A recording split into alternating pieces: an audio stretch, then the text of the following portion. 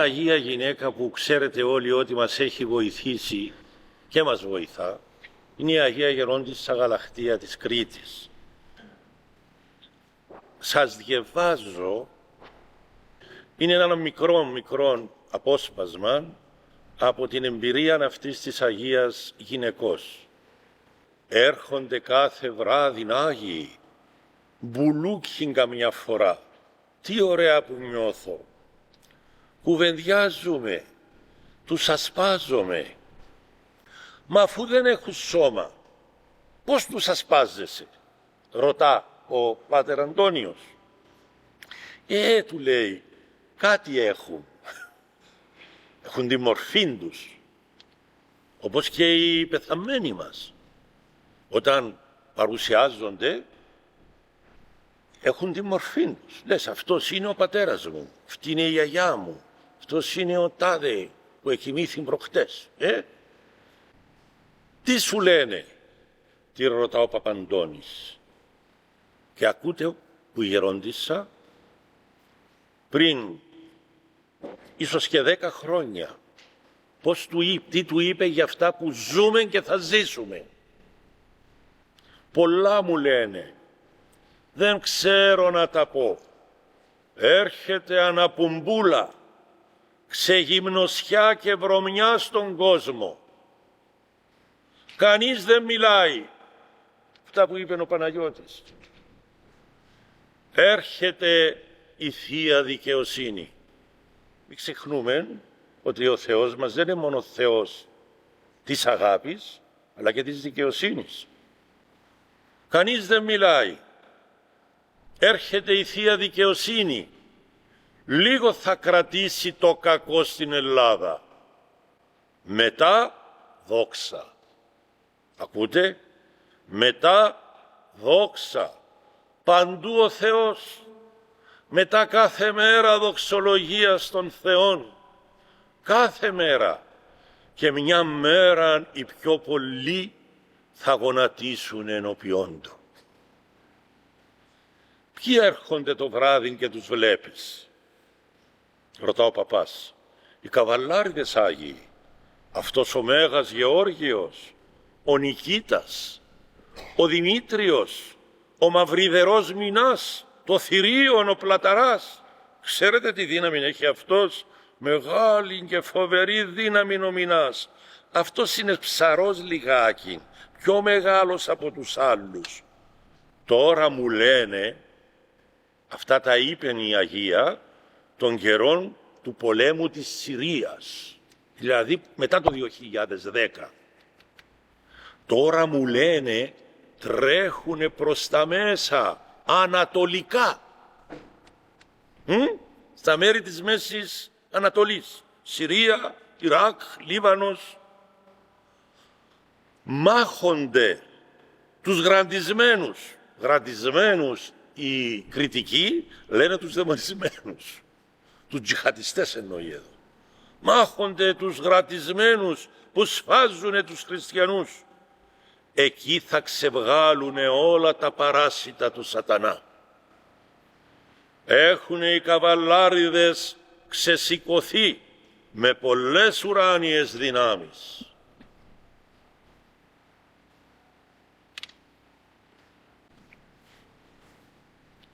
Βλέπετε αυτά που περνούμε και θα περάσουμε κι άλλα. Θα είναι μπόρες, όπως είπε ο Άγιος Παΐσιος, αλλά γρήγορα. Γιατί δεν αντέχει πολλά ο κόσμος. Μερικά μέρη όμως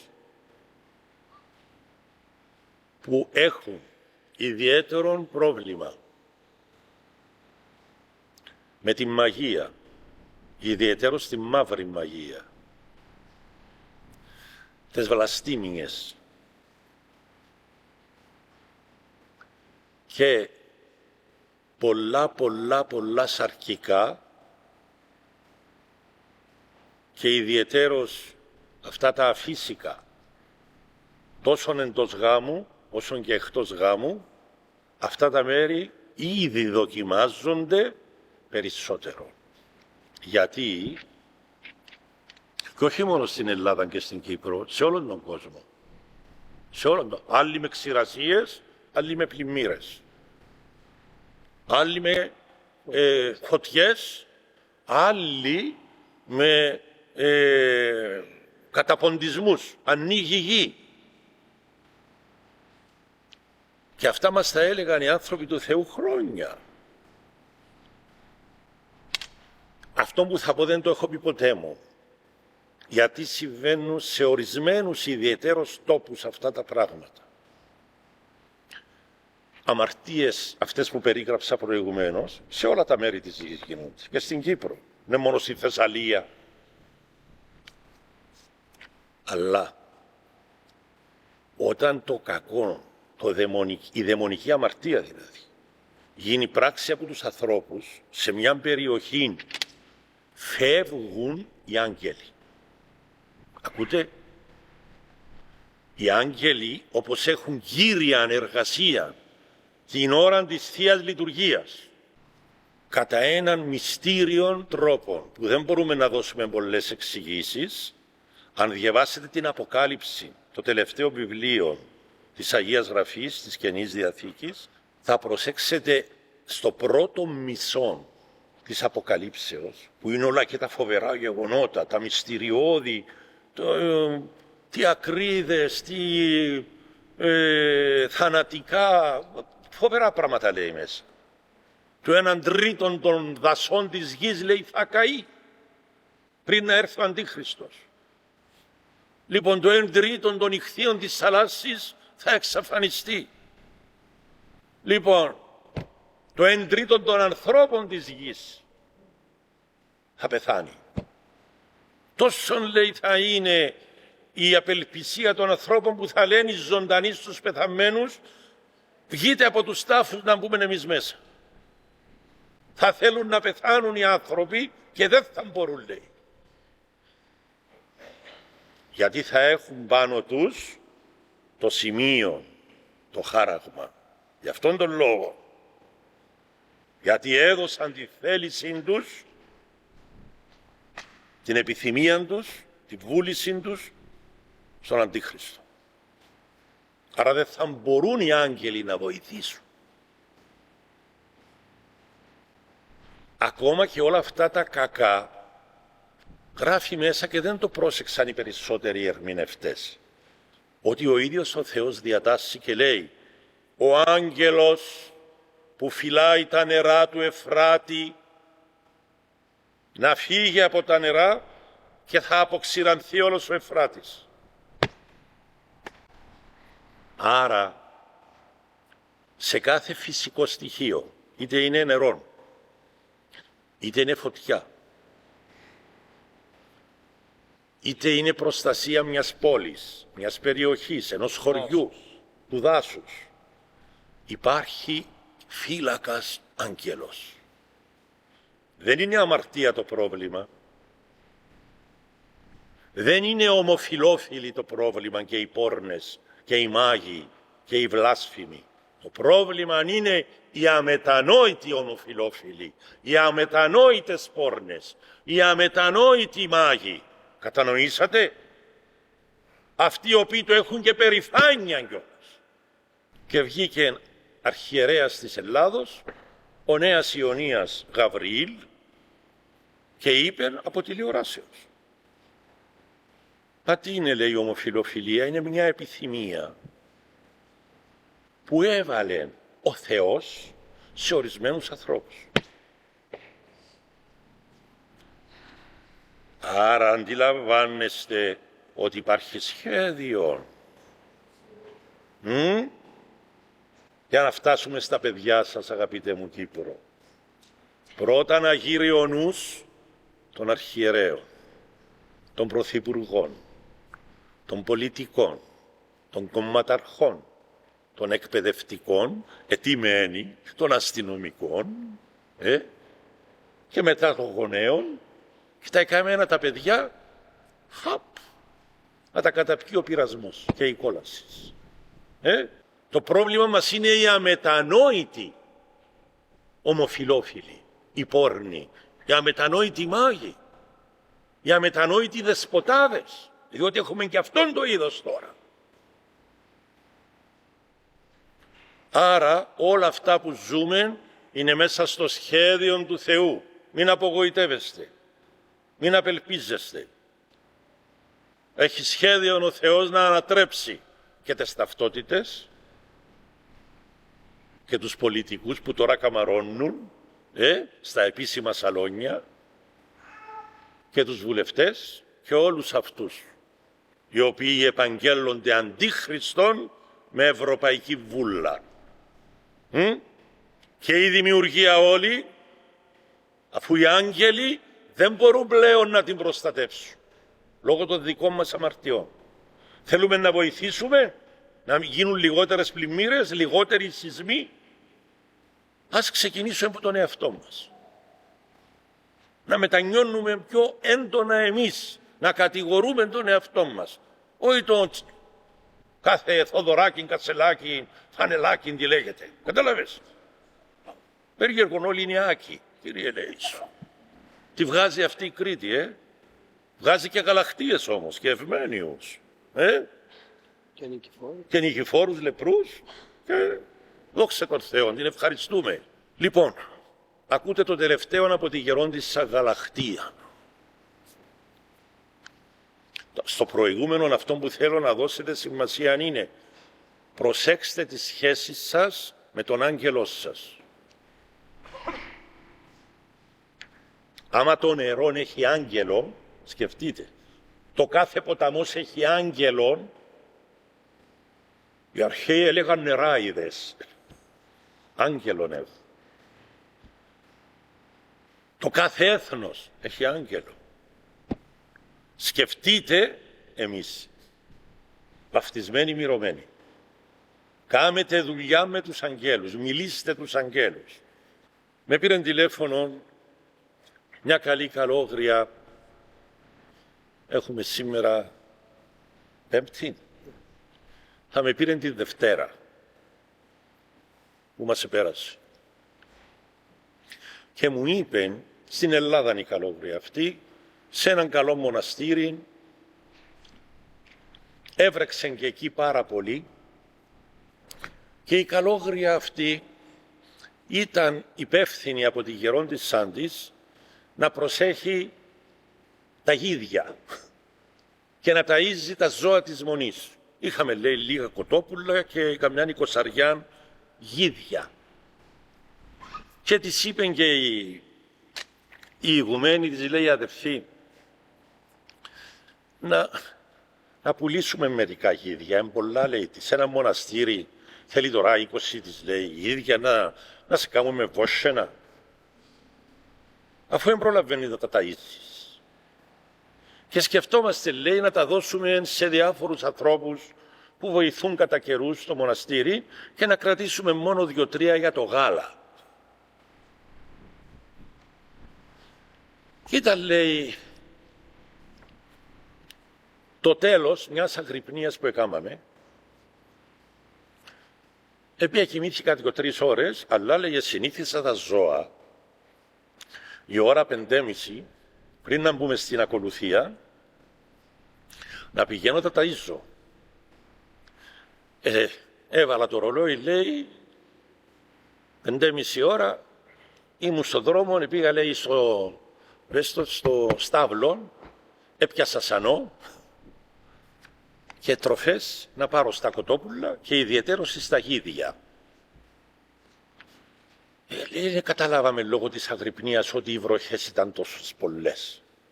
Κατέβησε, λέει, ένα νερό το δρομάκι που πηγαίναμε προς το Μαντρί, εγέμωσε λάσπες και να γλιστρήσεις ήταν επικίνδυνο και να πατήσεις μέσα να μην βγεις από τις λάσπες. Πω, λέει, πώς θα πάω τώρα στα γίδια. Καλά, είπαμε με την γερόντισσα, να μην κρατήσουμε τίποτε, καλέ. Να τα σφάξουμε και άλλα να τα δώσουμε. Και αμέσως, λέει, νιώθω σε απόσταση 2-3 μέτρα μια ολοφώτινη παρουσία μιας γυναίκας, η οποία έστεκε 1 μέτρο πάνω από τη γη. Γυράζω και την βλέπω. Ποια είσαι, της λέει.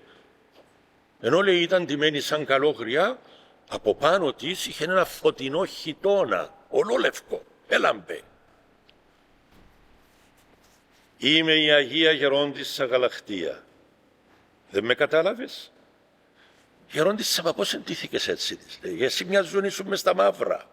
Έτσι είμαστε εδώ πάνω, μες στη δόξα του Θεού. Άκουσε, κόρη μου, να πας να ταΐσεις τα γίδια. Μα πώς θα πάω, Γερόντισσα? Δεν βλέπεις τη βροχή, τι λάσπη κατέβασε? Της λέει, πού είναι τη λάσπη? Να, μην βλέπεις εσύ, της λέει, που είσαι Αγία και στέκεις στον αέρα. Εγώ δεν μπορώ να σταθώ στον αέρα, αν έχω σώμα. Λοιπόν, της λέει, παιδί μου, στο όνομα του Πατρός και του Υιού και του Αγίου Πνεύματος, και έκαμε το χέρι της ένα έτσι, λέει, και οι λάσπες πήγαν δεξιά και αριστερά, λες κι ήταν ο Μωυσής που άνοιξε την ερυθρά θάλασσα. Και της λέει, πέρασε, κόρη μου. Δεν έμαθες ακόμα να μας επικαλείσαι? Γιατί είμαστε στον ουρανό και εμείς και οι Άγιοι Άγγελοι. Εσείς να μας καλείτε συνεχώς και στα πιο μικρά σας, να σας βοηθήσουμε. Με συγκινήθηκα, λέει. Ευχαριστώ, Γερόντισσα. Να το πω αυτό που μου συνέβη, όχι μόνο στο μοναστήρι σου. Θα βρεις μερικούς που τους ακούει όλος ο ντουνιάς. Και να τους το πεις και να το πούν. Και τώρα κάνουν υπακοή. Λοιπόν, η αδελφούλα εξεθάρεψε με τη γιαγιά. Και της λέει, και εμείς που σκεφτόμαστε, της λέει, να σφάξουμε μερικά γίδια και άλλα να δωρήσουμε, όχι μόνο δεν θα σφάξετε τα 20 γίδια, αλλά όσοι έχετε 20 θα τα κάνετε 40. Όσοι έχετε 2 θα τα κάνετε 4. Όσοι έχετε 4 θα τα διπλασιάσετε να τα κάνετε 8. Μα τι λες, Γερόντισσα, τα 20 δεν προλαβαίνω και θα κάνω 40? Και τώρα πώς θα τα προλάβεις? Ποιος έδιωξε τα χώματα και τις λάσπες? Εσύ? Θα με καλείς εμένα. Καλά, Γερόντισσα, θα κατεβαίνεις που τον ουρανό και θα μου καθαρίζεις κάθε μέρα? Μάλιστα, παιδί μου. Φτάνει με ανοιχτή καρδιά να με καλείς. Και εμέναν και άλλους, όχι μόνο εμένα.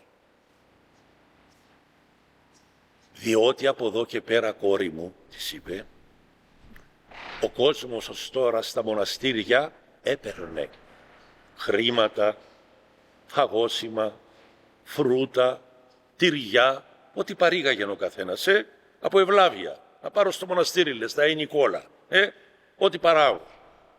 Από εδώ και πέρα δεν θα σας φέρνει κανείς. Κανείς. Για κάποιο διάστημα θα τρώτε μόνο με ό,τι έχετε, ό,τι παράγετε. Ούτε ηλεκτρικό, ούτε καύσιμα θα υπάρχουν. Της είπε. Μα τι λες, Γερόντισσα, γι' αυτόν πρέπει να αυξήσετε τα γίδια και να το πεις σε αυτούς που μιλούν, να το πούν και ο καθένας σας αναλάβει τις ευθύνες του. Της λέει, καλά, Γερόντισσα, μου άρεσε πολύ αυτή η καλόγρια. Είχε μαγκιά πνευματική. Λοιπόν, γυρνάει και της λέει, καλά, της λέει, τα λες εσύ από τον ουρανό, αλλά ξέρεις τι δύσκολο πράγμα είναι να μεγαλώσεις 40 γίδια? Ξέρω, της λέει, αλλά ξέρεις τι εύκολο είναι να μεγαλώσεις με τη βοήθειά μας? Ναι, Γερόντισσα, θα μας βοηθάτε στις δουλειές και στις λάσπες. Όταν θα πάω στο στάβλο να πάρω σανό, και τα σανά, έτσι μου είπε, κάμια εντύπωση που το είπε στο πληθυντικό, τα σανά θα είναι μόνο για τα 10. Τα άλλα 30 δηλαδή θα πεινάσουνε, αφού δεν θα μας φέρνει και κανείς. Δεν θα υπάρχει αυτοκίνητο ηλεκτρισμός, δεν θα υπάρχει νερό τρεχούμενο. Λοιπόν, Τι λες δηλαδή, πώς θα ταΐσουμε με πόσα σανά θα ταΐσουμε εμείς αυτά τα ζά? Και τι της είπε η γερόντισσα, άκουσε κόρη μου, θα έχετε στο στάβλο 4 μπάλες σανό. Θα πας τη μια ημέρα και θα πιάσεις τη μία. Θα ταΐσεις τα ζώα σου. Τη δεύτερη ημέρα θα πάρεις την άλλη μπάλα. Θα ταΐσεις τα υπόλοιπα. Και εκεί που θα αρχίσεις να σκέφτεσαι, θα μας τελειώσουν τα σανά και θα πεθάνουνε τα ζά. Εμείς και οι άγγελοι σας, τα 2 που θα μείνουν σανά, θα τα κάνουν 22. Από εδώ και πέρα, στις δύσκολες μέρες που έρχονται, δεν θα ζήσετε με τη λογική του αιώνος τούτου, αλλά με την ευλογία και την πίστη. Φτάνει να μας επικαλείστε εμάς με πίστη. Συγγνώμη, της λέει, μια τελευταία ερώτηση, γερόντισσα Γαλαχτία. Μόνον τα σανά θα αυξάνονται? Όλα, παιδί μου, όλα. Θυμήθου τον προφήτην Ηλία. Θα ζήσετε ευλογημένες μέρες. Και ας μην υπάρχει πολλή τεχνολογία προς στιγμής. Μετά θα αποκατασταθούν όλα. Αλλά πρέπει να δώσετε εξετάσεις, τι πίστη έχετε. Ακούτε? Δηλαδή προς στιγμής θα ταλαιπωρηθεί και το στομαχάκι μας και η καρδούλα μας και ο φόβος μας, για να δει ο Θεός την εμπιστοσύνη μας σε Αυτόν και μόνον σε Αυτόν, στους Παναγία, μητέρα Του και μητέρα μας, στους Αγίους και στους Αγίους Αγγέλους. Ξεκινάτε από τα τώρα. Εκπαιδευτείτε και εσείς και τα παιδιά σας. Δεν είναι τα πολλά. Και θα με θυμηθείτε. Και εμένα να με ξεχάσετε. Τη γερόντισσα Γαλαχτία, τον Αρχάγγελο Μιχαήλ, όλους τους Αγίους Αγγέλους και όλους τους Αγίους, δεν θα τους ξεχάσετε.